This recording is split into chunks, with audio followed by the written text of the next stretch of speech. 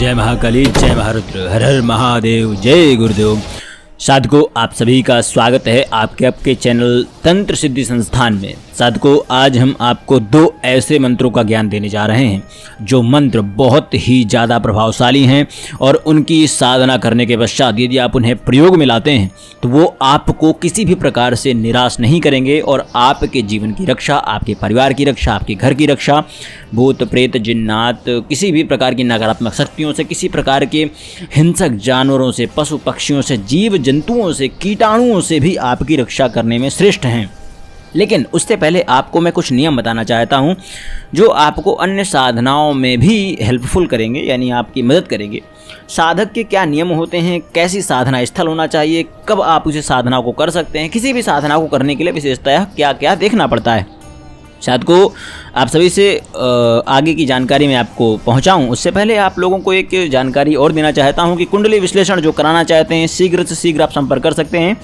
एक और चीज़, बार बार फ़ोन करके परेशान मत कीजिएगा, वरना फिर हम फ़ोन उठाना बंद कर देंगे तो आप लोगों को समस्याएं होंगी। आप मैसेज कीजिए अगर आपको कुंडली विश्लेषण कराना है, कोई विशेष चीज़ है, कोई विशेष बात है, कोई विशेष घटना आपके जीवन में घटी है जिसके बारे में जानकारी देना चाहते हैं तो आप हमें एक बार कॉल कर सकते हैं। फिर आप कॉल पर हमें सारी जानकारी दे सकते हैं।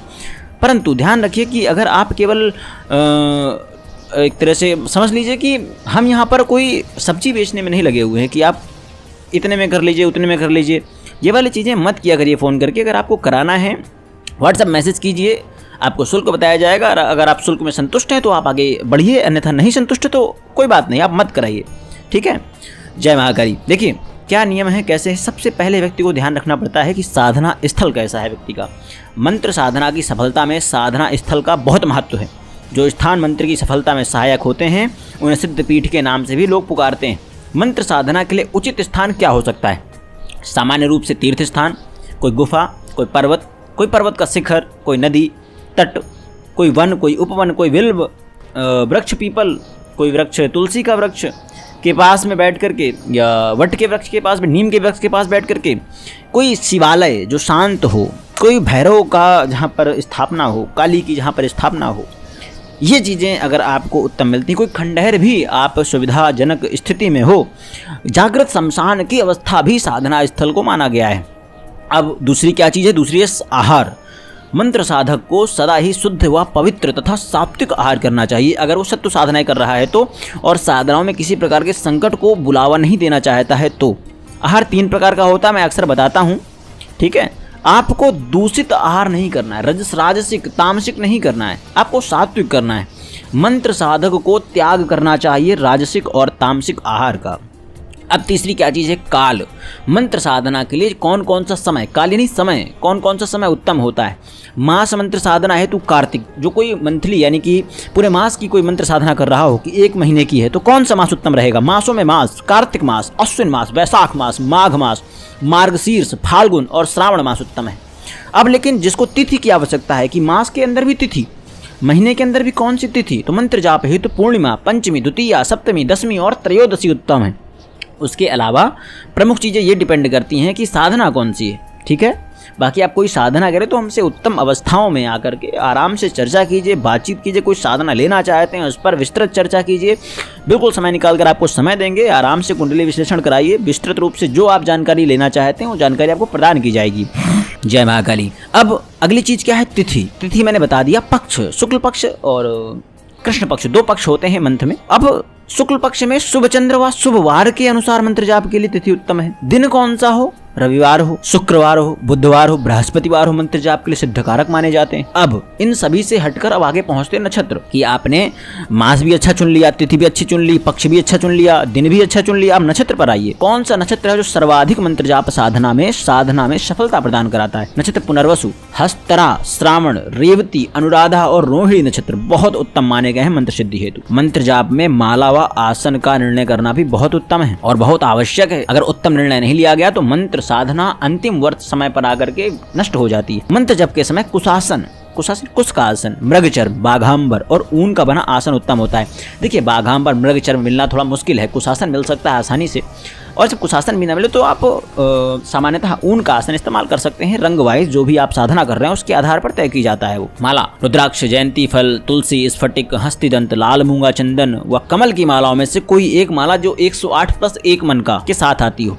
सर्वाधिक ये है कि जब भी कोई रक्षा सिद्धि कर रहा होता है, मैंने अभी एक और आज साधना दी हुई है आपको, भुवनेश्वरी माता की साधना, वहाँ पर मैंने बताई है कि जो विष्णु जी से संबंधित साधना हो वहाँ पर तुलसी माला का इस्तेमाल, देवियों से संबंधित साधना में अधिकतर स्फटिक और हकीक माला का इस्तेमाल किया जाता है, रुद्राक्ष माला का भी इस्तेमाल किया जाता है, और शिव से जुड़ी हुई कोई साधना है तो रुद्राक्ष माला का इस्तेमाल करते हैं। अब आज आपको जो 2 मंत्र में देने जा रहा था, 2 प्रयोग जो आपको देने जा रहा था, उसमें पहला प्रयोग है सर्व विघ्न हरण मंत्र। साधकों इस मंत्र को आप समझ लीजिए नियम पूर्वक अगर आप इसका जपते हैं, केवल 21 स्मरण, मैं नहीं बोल रहा हूं, अगर आप ज्यादा करना चाहते हैं तो 1 माला 11 माला कर लीजिए। अगर आप केवल 21 बार स्मरण करने के पश्चात मुख प्रक्षालन करने से तथा सायंकाल में पीपल के पेड़ की जड़ में शरबत चढ़ाकर धूप दीप जलाने से घर के सभी लोग यहाँ तक कि जानवर तक भी शांतमय व बाधा रहित जीवन व्यतीत करते हैं। क्या करना है, इस मंत्र को नियम पूर्वक प्रतिदिन प्रातः 21 बार पढ़ें, स्मरण करें, उसके पश्चात मुख में प्रक्षालन, मुख धोएं और स्नान वगैरह धो करके स्नान ध्यान वगैरह करके उसके पश्चात सायंकाल पीपल के पेड़ की जड़ में शरबत चढ़ाकर धूप दीप जलाएं और फिर से यही मंत्र की आप 1 माला वहाँ पर जप कर सकते हैं, है ना, और 1 माला 11 माला जैसा आपको बन सके। अगर आप इतना करते हैं तो आपके घर के जानवर, आपके घर के, आपके कुल के सभी लोग भी यहाँ तक कि बाधा रहित जीवन व्यतीत कर सकते हैं। इतना बहुत ही प्रतिष्ठित मंत्र है, कुलों से संबंधित मंत्र है ये। हालांकि इसके लिए देखिए अन्य चीज़ें भी महत्व रखती हैं, जैसे कि कुल देवी देवताओं का भी संतुष्ट रहना और कुल देवी देवताओं का भी उच्च रूप में आपके लिए सहयोग, सकारात्मक कार्य करना भी ज़्यादा महत्वपूर्ण है। ठीक है, मंत्र क्या है, ओम नमः शांति प्रशांति ओम ह्रीम राम सर्वक्रोध प्रशमनी स्वाहा।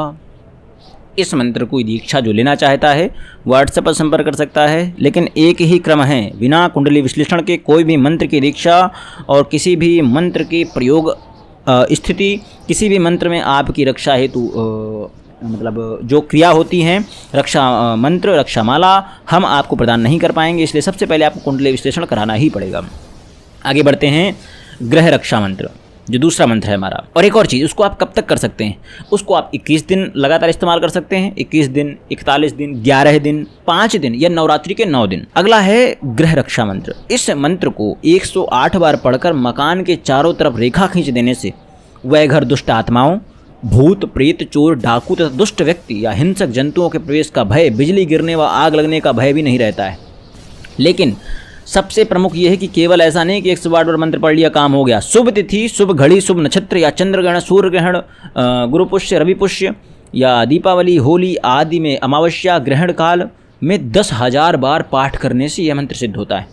10,000 बार यानी 10 माला, 11 माला समझ लीजिए आप, 11 माला मंत्र जाप। और जब भी आगे समय मिले, मान लीजिए इस होली में कर लिया, अगले दीपावली में कर लिया, कोई बीच में रवि पुष्य योग पड़ गया, गुरु पुष्य योग पड़ गया, कोई ग्रहण पड़ गया, शनि अमावस्या पड़ गई, पूर्णिमा पड़ गई, शुभ घड़ी तिथि कोई निकल आई, पुनर्वसु नक्षत्र, हस्त नक्षत्र कोई बढ़िया मिल गया आपको शुभ घड़ी में, आप इसको बार बार करते हैं। 11 माला फिर कर लिया, 11 माला फिर कर लिया, तो यह मंत्र आपको पूर्ण रूप से सिद्ध हो जाता है। मंत्र क्या है, मंत्र है ओम ह्रीम चामुंड भ्रकुटी अट्टहासे भीम दर्शने रक्ष रक्ष चौरः वजुर्भैव अग्रिभ्य स्वप्देभ्य दुष्ट जनेभ्य सर्वेभ्य सर्वोपद्रवेभ्य गंडी हीम होम ठा ठा, यह मंत्र है। अब यह वीडियो की हम अंत करते हैं। जिस भी व्यक्ति को, जिस भी साधक को हमसे जुड़ना है, हमने कई 1-2 चैनल बने, हमारे अघोर चैनल बना है, जो अघोर चैनल से जुड़ना चाहता है, सारी अघोर साधना उसको कराई जाएंगी और हर एक में पर्सनल रूप से हम उसके साथ जुड़ेंगे। किसी साधना में कोई समस्या आती है उसके लिए हम जिम्मेदार रहेंगे और हम वहाँ खड़े रहेंगे सभी प्रकार की समस्याओं पर। आपको एक चीज ध्यान रखना है, जो हम बताएं उसी प्रकार करना है, कुछ भी अपनी तरफ से नहीं करना है। कुछ अपनी तरफ से करते हैं उसके लिए हम जिम्मेदार फिर नहीं होंगे, ठीक है। जितना आपको बताया जाए वैसे ही अघोर साधनों में आप आगे बढ़ सकते हैं। जो भी इस ग्रुप से जुड़ना चाहे व्हाट्सएप पर संपर्क कर सकता है। ध्यान रखिएगा, हमसे किसी प्रकार के अब ये मत करिएगा अरे इतना कर लीजिए, उतना कर लीजिए, ये है वो है। हम यहाँ पर यार सब्जी बेचने के लिए नहीं बैठे हुए हैं, ठीक है। इतने साधक हैं, सिद्ध पंडित हैं, महात्मा हैं और गुरुजन हैं, प्रजाजन हैं। प्रजाजन का मतलब ये है कि हमारे साधक ही जन ही हैं। और जो भी आपको हम बार बार बताते हैं कि जो भी आपके ग्रुपों आदि से किसी प्रकार की अगर हम पैसा हमारे पास आ रहा है, हम उसको किसी न किसी प्रकार से भक्तों के लिए, साधनाओं के लिए, किसी प्रकार का भंडारा आदि और जरूरतमंद व्यक्तियों के पास तक पहुंचाते हैं। तो और जो हमारे साथ इष्ट जुड़े हुए हैं, जो हमारे साथ व्यक्ति जुड़े हुए हैं, जो हमारे साधक जुड़े हुए हैं, जो हमारी तांत्रिक जुड़े हुए हैं, वो भी पेट पूजा साधना हेतु ही बैठे हुए हैं। ठीक है, उनके लिए भी अगर 150-200 रुपए उनके पास नहीं पहुंच रहा है तो वो किस कारण से मेहनत कर रहे हैं, गणितीय प्रक्रियाएं कर रहे हैं। एक और चीज है कि जो सात्विक साधनाएं कर रहे हैं वो आप उनको लिए ये नहीं बोल सकते हैं कि वो किसी साधनाओं के माध्यम से धन अर्जित कर लें। जब आप साधना कर रहे होते हैं तो साधना के लिए जो धन आता है वो आपकी मेहनत से आता है, ना कि किसी साधना के जरिए आता है। ठीक है, इसलिए जो साधना के लिए आप धन का इस्तेमाल कर रहा है साधक, वो मेहनत करके ही कमाएगा। ऐसे तो कमाने के लिए उसके पास पैसा है, कोई भूखों नहीं मर रहा है ना, सबका भगवान पेट पाल रहे हैं। आशा करते हैं आप हमारी चीज़ को समझेंगे। और किसी व्यक्ति को कोई कुंडली विश्लेषण कराना है, किसी प्रकार का और चर्चा करनी है, गुड़ कोई समस्या है उनके पास में, उनसे जुड़ना चाहते हैं, कोई कवच प्राप्त करना चाहते हैं, व्हाट्सएप पर संपर्क कर सकते हैं, हमारे टेलीग्राम में जुड़ सकते हैं, व्हाट्सएप चैनल से जुड़ सकते हैं। आशा करता हूं आपको मैं संतुष्ट कर पाया होऊंगा और पूर्ण रूप से आपको आपके साथ दो ज्ञान साझा करना चाहता था, कर पाया हूं। जय महाकाली, हर हर महादेव, जय गुरुदेव, जय महारुद्र।